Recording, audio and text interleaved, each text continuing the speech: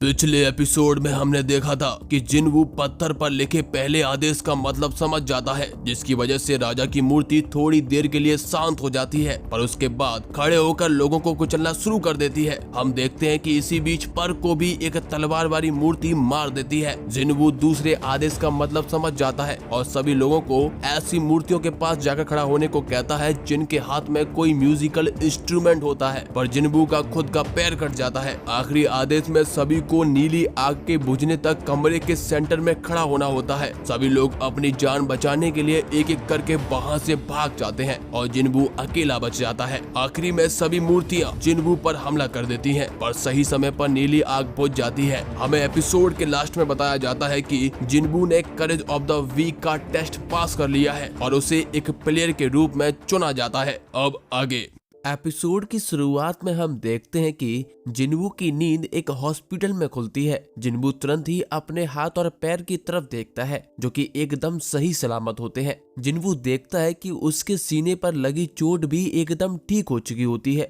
ये देखकर जिनवू सोचता है, क्या मैं एक सपना देख रहा हूँ? तभी वहां पर हंटर एसोसिएशन के सर्विलेंस टीम के चीफ जिनचुल जिनवू से मिलने के लिए आ जाते हैं। जिनचुल जिनवू को बताते हैं कि तुम 3 दिन से बेहोश थे। ये सुनकर जिनवू चौंक जाता है और मिस्टर संग और जोही के बारे में पूछता है। जिनचुल उसे बताते हैं कि अब सब ठीक है, पर मिस्टर सॉन्ग का एक हाथ कट गया है, इसीलिए शायद अब वो हंटर की जॉब से रिटायरमेंट ले लेंगे। उसके अलावा जूही का भी अभी मानसिक इलाज चल रहा है क्योंकि वो अभी भी सदमे में है, इसीलिए मुझे नहीं लगता कि वो वापस से हंटर एसोसिएशन ज्वाइन करना चाहेगी। आगे जिनचुल जिनवू को बताते हैं कि जिस जादुई कैद खाने में तुम गए थे वो एक डबल लेयर जादुई कैद खाना था। उसमें से केवल 6 लोग ही जिंदा बचकर वापस आ पाए हैं। वैसे तो हमेशा ही कैद खाने में जाने पर जान का खतरा होता है, पर इस बार कुछ ज्यादा ही लोगों की मौत हो गई है। जब व्हाइट टाइगर टीम उस कैद खाने के अंदर गई थी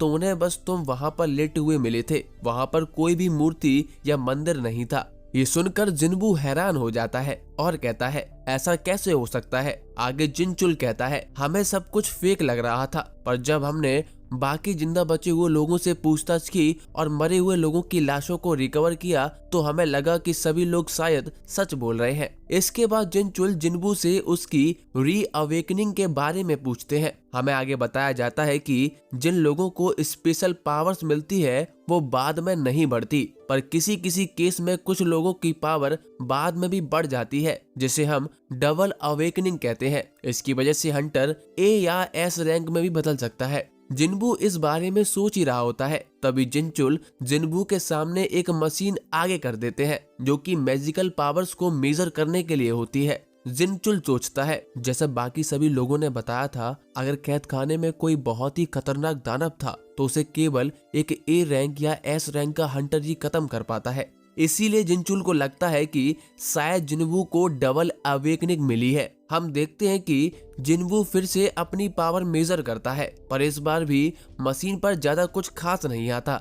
हमें जिनवू का पावर लेवल 10 बताया जाता है। इसके बाद जिनचुल वहां से चला जाता है। जाते हुए जिनचुल सोचता है, एक नॉर्मल ई रैंक के हंटर में कम से कम पावर लेवल 70 तो होता ही है। इस हिसाब से जिनवू एक आम इंसान के जैसा ही है। ऊपर से कैद खाना भी अब गायब हो चुका है, तो हम उसकी जांच पड़ताल भी नहीं कर सकते। पता नहीं आखिर जिनवू कैसे जिंदा बच पाया। हम आगे देखते हैं कि जिनवू को अभी भी एक नोटिफिकेशन स्क्रीन दिखाई दे रही होती है, पर जिनचुल उसे नहीं देख पाता। ये देखकर जिनवू थोड़ा कंफ्यूज हो जाता है। हमें नोटिफिकेशन स्क्रीन पर कुछ अनरीड मैसेज दिखाए जाते हैं। जिनवू उस स्क्रीन को टच करके मैसेज को पढ़ने की कोशिश भी करता है, पर जिनवू उसे टच नहीं कर पाता। जिनवू सोचता है, जब मैं मरने वाला था तब भी मैंने यही सेम स्क्रीन देखी थी। जिनवू इस बारे में सोच ही रहा होता है, तभी वहां पर उसकी बहन जिन्हा आ जाती है। जिन्हा जिनवू पर गुस्सा करने लगती है और जिनवू से कहती है, मुझे तुम बस ये बताओ कि जब भी तुम कैद खाने के अंदर जाते हो तो हमेशा केवल तुम ही चोटिल होकर क्यों आते हो? इसके बाद जिन्हा जिनवू को आखिरी बार चेतावनी देते हुए कहती है, अगर अगली बार तुम फिर से चोटिल होकर वापस आए तो मैं इस बार अपनी पढ़ाई छोड़ दूंगी और मैं भी काम करने लग जाऊंगी, जिससे तुम्हें हंटर का काम ना करना पड़े। इस पर जिनवू जिन्हा से माफी मांगता है। आगे जिनवू जिन्हा से कंफर्म करने के लिए पूछता है कि क्या तुम्हें मेरे सामने एक स्क्रीन दिखाई दे रही है? जिस पर जिन्हा कहती है, क्या तुम्हारे सर पर कोई चोट लगी है? जिनवू को समझ नहीं आ रहा होता है कि गेम की स्क्रीन को कैसे ऑपरेट करते हैं, इसीलिए जिनवू जिन्हा से पूछता है कि अगर तुम्हें गेम में मैसेज पढ़ना होगा तो तुम कैसे करोगी। इस पर जिन्हा बताती है कि तुम्हें अपना मैसेज बॉक्स खोलना चाहिए। इसके बाद जिन्हा वहां से वापस चली जाती है। आगे जिनवू अपना मैसेज बॉक्स खोल देता है, जिसके बाद हमें गेम के बारे में बताया जाता है। हमें पता चलता है कि ये गेम यूजर को ग्रो करने में हेल्प करता है और अगर यूजर अपने डेली के मिशन कंप्लीट करता रहेगा तो यूजर और ज्यादा स्ट्रांग बनता जाएगा और अगर यूजर ऐसा नहीं कर पाता है तो उसे एक पेनल्टी दी जाएगी। गेम के मैसेज को पढ़कर जिनवू को अभी भी कुछ ज्यादा समझ नहीं आ रहा होता है। इसके बाद जिनवू को स्क्रीन पर उसकी स्ट्रेंथ ट्रेनिंग के बारे में बताया जाता है। इसमें जिनवू को 100 पुशअप्स, 100 सिटअप्स, 100 स्क्वाट्स और 10 किलोमीटर की रनिंग करनी होती है। इसके नीचे एक वार्निंग भी लिखी होती है, अगर जिनवू ऐसा नहीं करता है तो उसे एक पेनल्टी दी जाएगी। जिनवू को ये बातें सब मजाक लग रही होती हैं, इसीलिए जिनवू स्ट्रेंथ ट्रेनिंग को इग्नोर करके वापस से सो जाता है। अगली सीन में हम देखते हैं कि जिनचुल हंटर एसोसिएशन के प्रेसिडेंट से बात करके उन्हें जिनवू के बारे में बताता है। वो बताता है कि उसकी कोई भी री अवेकनिंग नहीं हुई है। इस पर प्रेसिडेंट कहते हैं कि जादुई कैद खाने के अंदर बहुत सारे रहस्य छुपे हुए हैं, पर यह मामला बहुत ही अजीब है और इसे एक स्पेशल केस में लिस्ट करने के लिए जिनचुल को कह देते हैं। इसके बाद हमें एक सीन दिखाया जाता है जहां पर हंटर गिल्ड के मास्टर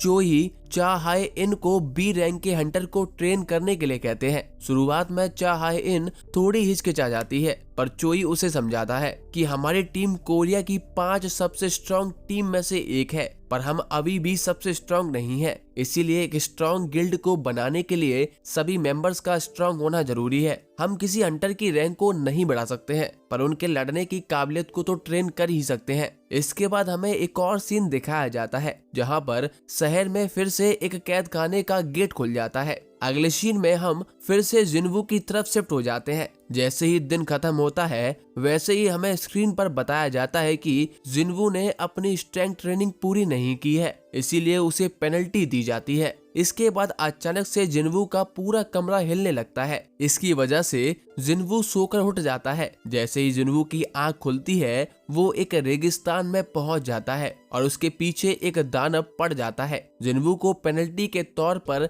यहाँ भेज दिया जाता है और उसे यहाँ पर टोटल 4 घंटे बिताने होते हैं। ये देखकर जिनवू बहुत ज्यादा डर जाता है। दूसरी तरफ जब एक नर्स जिनवू को चेक करने के लिए आती है तो उसे जिनवू अपने रूम में नहीं दिखाई देता, जिसके बाद वो नर्स जिनवू को हॉस्पिटल में ढूंढने लग जाती है। उधर रेगिस्तान में जिनवू दानव से बचने के लिए भागने लगता है। हम देखते हैं कि जिनवू बड़ी ही मुश्किल से उस दानव से खुद को बचा पाता है। इसके बाद जैसे ही 4 घंटे खत्म होते हैं जिनवू वापस से हॉस्पिटल के रूम में पहुंच जाता है, पर जिनवू की हालत बहुत ही ज्यादा खराब हो चुकी होती है। हमें बताया जाता है कि जिनवू ने पेनल्टी पूरी कर ली है, इसीलिए उसे एक रिवॉर्ड दिया जाता है। आगे नर्स फिर से जिनवू के कमरे में आ जाती है। अगली सुबह हम देखते हैं कि जिनवू अपनी डेली स्ट्रेंथ ट्रेनिंग के लिए रेडी हो जाता है। हमें आगे दिखाया जाता है कि जोही के पास एक कॉल आता है जिसमें उसे एक डी रैंक मिशन के लिए जाने के लिए पूछा जाता है, पर जोही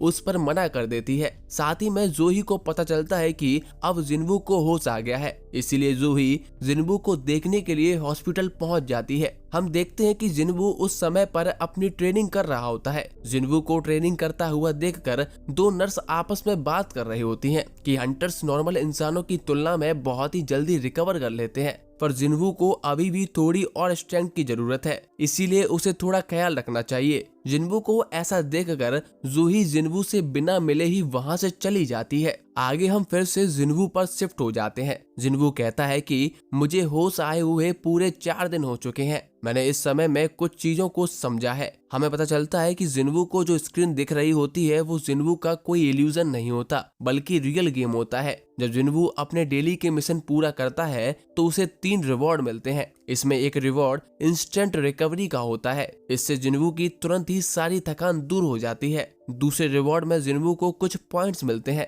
जिनका यूज करके जिन्वू अपने कैरेक्टर की एबिलिटीज को इम्प्रूव कर सकता है, जैसे उसकी स्ट्रेंथ, इंटेलिजेंस और सेंसिटिविटी। ये एक गेम की तरह होता है जिसमें हम अपने कैरेक्टर को स्ट्रॉन्ग करने के लिए पॉइंट्स को इकट्ठा करते हैं। इससे जिन्वू पहले से और ज्यादा स्ट्रॉन्ग हो जाता है। इसके अलावा जिन्वू अपनी इन्वेंटोरी में कुछ स्पेशल एबिलिटीज को भी स्टोर कर सकता है। तीसरे रिवॉर्ड में जिन्वू को एक रैंडम बॉक्स मिलता है। इस रैंडम बॉक्स में कभी कोई पेन होती है या कोई बैंडेज निकलती है, पर इस बार जिन्वू को एक चाबी मिलती है। इसके बाद जिन्वू स्क्रीन में चाबी के बारे में पढ़ने लगता है। हमें बताया जाता है कि ये चाबी एक जादुई कैद खाने की होती है जो एक स्टेशन के पास होता है। जिन्वू सोचता है जरूर ये भी स्ट्रेंथ ट्रेनिंग का हिस्सा है, पर कैद खाने के बारे में सोचते ही जिन्वू को राजा की मूर्ति की याद आ जाती है। अगले सीन में हमें न्यूज पर दिखाया जाता है कि शहर के बहुत सारे हिस्सों में जादुई कैद खानों के गेट खुल रहे होते हैं। अगले सीन में हमें जिन्वू दिखाया जाता है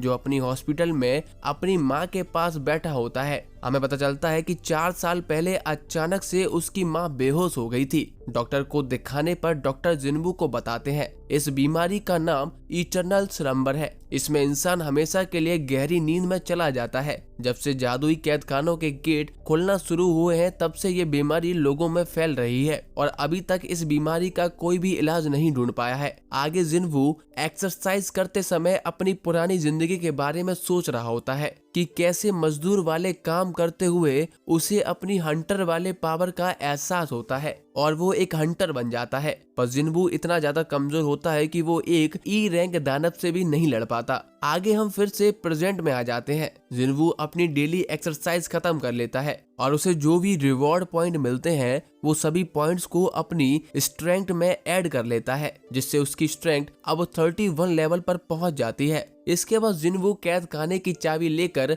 बताए हुए स्टेशन पर पहुंच जाता है। जिन्वू सोचता है अगर ये कैद खाना पहले के जैसे ज्यादा खतरनाक हुआ तो मैं यहाँ से भाग जाऊंगा। जिन्वू जैसे ही चाबी निकालता है उसके सामने एक लॉक आ जाता है। जिन्वू हिम्मत करके उसका लॉक खोलता है और कैद खाने के अंदर घुस जाता है। जैसे ही जिन्वू कैद खाने के अंदर घुसता है उसका दरवाजा फिर से बंद हो जाता है। ये देखकर जिन्वू थोड़ा और डर जाता है। हम देखते हैं कि ये कैद खाना किसी दूसरे डायमेंशन में बना होता है जिसकी वजह से बाकी लोगों पर इसका कोई भी असर नहीं होता। इस कैद खाने से निकलने के केवल 2 ही रास्ते होते हैं। इसके लिए हमें या तो कैद खाने के बॉस को हराना होता है या फिर एक टेलीपोर्टेशन स्टोन को यूज करना होता है। जिन्वू के पास कोई भी टेलीपोर्टेशन स्टोन नहीं होता, इसीलिए उसके पास यहाँ से निकलने के लिए केवल एक ही रास्ता होता है जो कि होता है बॉस को हराना। जिन्वू सोचता है मैं अकेले ई रैंक के दानवों को भी नहीं हरा सकता हूँ, फिर मैं ये कैद खाना अकेले कैसे क्लियर करूंगा।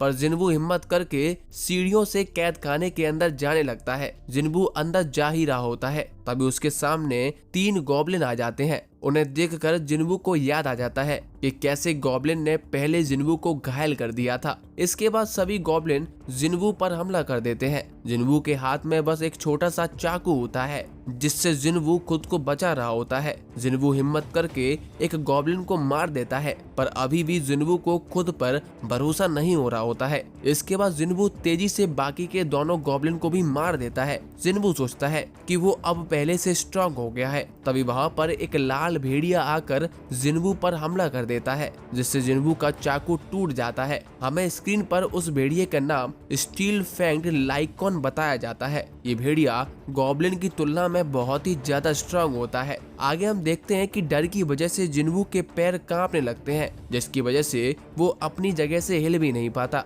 आगे भेड़िया फिर से जिन्वू पर हमला करता है जिससे जिन्वू के चेहरे पर चोट लग जाती है। जिन्वू सोचता है यहाँ पर तो कोई हीलर भी नहीं है, अगर मैं यहाँ पर घायल हुआ तो मैं मारा जाऊंगा। इसके बाद भेड़िया फिर से जिन्वू पर हमला करने लगता है और इसी के साथ ये एपिसोड खत्म हो जाता है। दोस्तों बताइए आपको ये एपिसोड कैसा लगा और अभी तक आपने हमारे चैनल को सब्सक्राइब नहीं किया है तो उसको भी जरूर करें।